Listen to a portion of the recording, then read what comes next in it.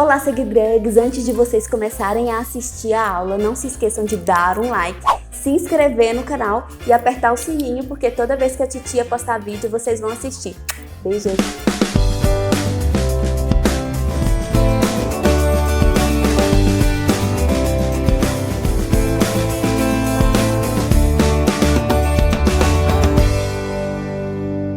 Seja muito bem-vindo a este canal, o canal que é literalmente uma droga.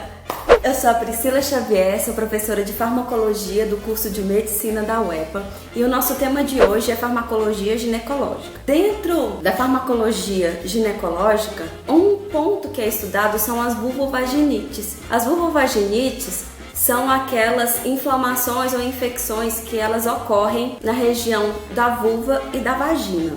Essas vulvovaginites, elas podem ser causadas por vírus, por bactérias, porque a mulher entrou na menopausa e diminuiu aí a concentração de estrógeno, e também podem ser causadas por fungos. Como a infecção por fungo ela é uma das mais comuns, hoje então nós vamos estudar a terapia antifúngica para o tratamento das vulvovaginites. Os antimicrobianos, como vocês podem ver nessa imagem que vai aparecer na tela para vocês, é uma classe farmacológica que ela é dividida em quimioterápicos e antibióticos. Os antibióticos, eles seguem toda uma classificação baseada no mecanismo de ação que a gente pode estudar numa próxima aula, essa classificação dos antibióticos. E os quimioterápicos, eles estão divididos em antifúngicos, os antineoplásicos, os antiparasitários e os antivirais. Os antifúngicos, eles podem ser classificados como de uso tópico ou sistêmico, então de acordo com a via de administração. Ou então eles podem ser classificados também de acordo com o seu mecanismo de ação. Eu gosto da união das duas classificações, porque quando a gente consegue associar o mecanismo de ação e dividir esse mecanismo ainda pela via de administração, eu acredito que fica mais fácil o entendimento. Então, para estudar a terapia antifúngica para vulvovaginites, nós vamos dividir dessa forma: mecanismo de ação e depois uma subdivisão entre tópico ou sistêmico. E aí a gente começa então com a primeira classe, que são daqueles fármacos que vão agir lá na membrana da célula do fungo. Como vocês podem ver nessa imagem, existem alguns tipos de droga, algumas classes de drogas que elas podem atuar nessa célula fúngica, e cada tipo desse vai ter um mecanismo diferente. Para o tratamento das vulvovaginites, aquilo que está protocolado na literatura, nós estudamos apenas duas classes, tá? E a primeira dessas classes é aqueles que atuam na membrana. E eu trago para vocês o exemplo da anistatina. A anistatina, ela é uma droga que ela vai se ligar ao ergosterol. O ergosterol é o esterol presente lá na célula fúngica, que ele está lá na membrana, e ele tem como objetivo ajustar a permeabilidade da célula. Então, justamente esse ergosterol que auxilia a membrana ali na permeabilidade seletiva. A anistatina chega, se liga covalentemente a esse ergosterol, e no local que ela se liga ocorre a formação de poros, e são por esses poros que vão sair algumas moléculas da célula, e com isso vai levar aí a lise da célula fúngica. Então, dependendo da cepa envolvida, essa anistatina ela pode ter tanto uma atividade que seja fungicida quanto uma atividade que seja fungiostática. Para a via sistêmica, existe a anfotericina B, mas a anfotericina B ela não está no protocolo aí de drogas que são utilizadas na vulvovaginites, porque por via oral ela tem uma péssima absorção no trato gastrointestinal, então ela é utilizada apenas por via intravenosa, então ela é uma droga de uso hospitalar. O outro mecanismo de ação é... Corta aí, Paulo. Não!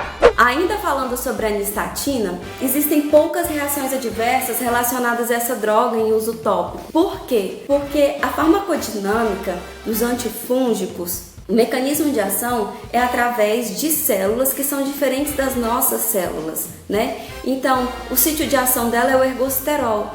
E no nosso organismo nós não temos a presença de ergosterol, então não tem como ocorrer a ligação a uma proteína ou algum outro composto que seja do nosso organismo. Além disso, este medicamento ele é utilizado por via tópica, diminuindo ainda mais as reações adversas que são apenas farmacocinéticas.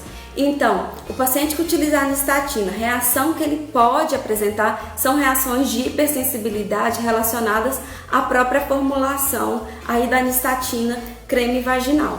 O outro grupo de medicamentos que é classificado de acordo com o mecanismo de ação são aquelas drogas, no caso dos azóis, que eles vão agir na biossíntese do ergosterol. Então a gente viu que o ergosterol ele tem grande importância aí na célula fúngica.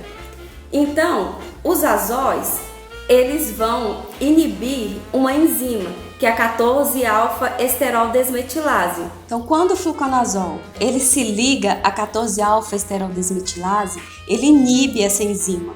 Com a inibição da enzima, eu vou ter uma diminuição da síntese do ergosterol, que é super importante para a manutenção ali da célula fúngica. Além disso, a inibição dessa enzima vai fazer também com que a célula tenha um aumento de metilesterol. Esse metilesterol aumentado, ele vai modificar toda a cascata enzimática celular, principalmente relacionada à TPase.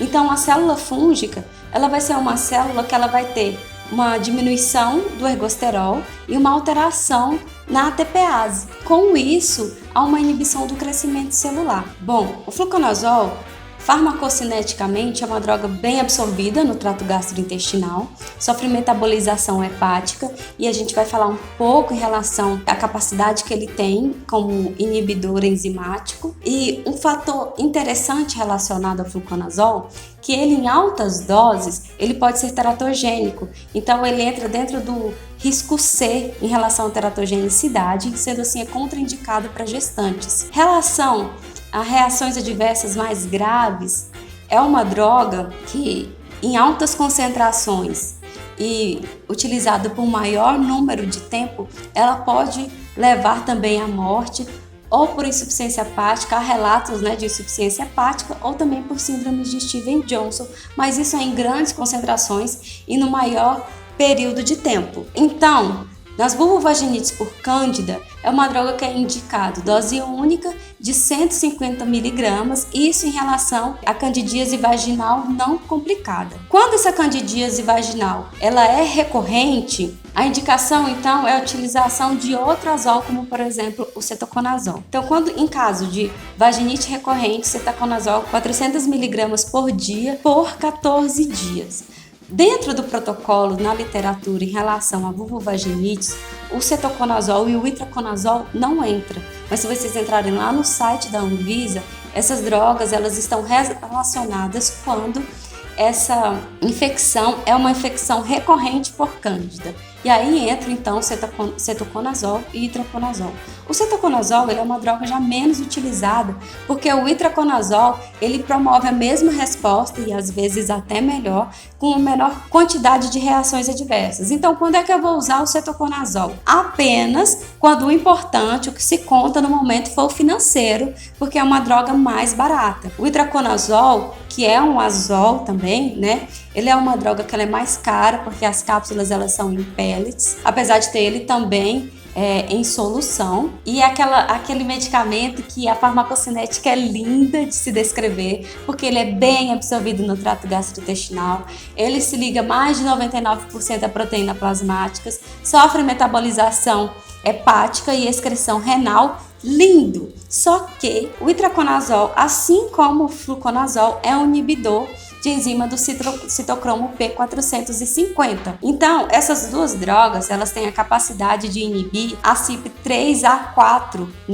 que é a mesma enzima que ela está envolvida lá no metabolismo da fenitoína, da varfarina da ciclosporina, além de outras drogas. Então, se eu utilizar essas drogas juntamente com itraconazol ou fluconazol, o fluconazol e o itraconazol inibem a enzima que metaboliza elas e assim essas drogas ficam em maior concentração plasmática dentro do organismo, podendo chegar a níveis tóxicos. Então, vocês podem pesquisar uma tabela que existe com várias drogas que podem apresentar interação medicamentosa com itraconazol, que são várias devido a essa capacidade da droga de ser inibidor enzimático. E de uso tópico, o mais comum, o mais utilizado é o miconazol. O miconazol ele é utilizado de 2 a 4%. É um azol também, tem o mesmo mecanismo de ação. É uma droga que é utilizada em cremes ou em loções, principalmente creme vaginal, né, dentro dessa concentração de 2 a 4%. E é uma droga também que dá-se para trabalhar com formas farmacêuticas diferenciadas. Então, dá para trabalhar com miconazol de 2 a 4% em um sabonete íntimo. Então, o paciente, além de fazer o tratamento sistêmico, ele faz um tratamento que é tópico, dividido em creme e sabonete. E, além disso, existe a possibilidade também da produção, da manipulação do miconazol em óvulos, né? Óvulos que são os supositórios vaginais, nas concentrações de 1.200, de 200 ou de 100 miligramas. Aquelas de 1.200, dose única. 200 miligramas utiliza 3 dias seguidos e de 100 miligramas durante 7 dias, um óvulo a cada dia. E por último, para finalizar, que é um azol também, que entra nesse mesmo mecanismo de ação, é o tioconazol. O tioconazol tem o mesmo mecanismo de ação, é uma droga bastante utilizada porque ele é utilizado em dose única. É uma dose única de 300 miligramas de ativo, né? Mas a formulação como um todo tem 4,6 gramas, porque é uma pomada, bem tolerada. Reações adversas são reações em relação à hipersensibilidade, então, no local. E é isso, pessoal. Eu espero que vocês tenham gostado. Não esqueça de dar um like, se inscrever no canal, e aí embaixo clicar no sininho para que toda vez que a gente carrega um vídeo vocês possam então ser notificados. Aos meus queridos Segdrugs que fazem medicina aí no Paraguai, na Argentina, onde mais o pessoal faz, Bolívia. Essa é uma oportunidade de vocês estudarem farmacologia com um professor em português. Então compartilha, mostra para os amigos de vocês. E é isso, eu espero que vocês tenham gostado. Berros, felicidades! E aí, gostou, He-Man? E tu, esqueleto? Então tá, né?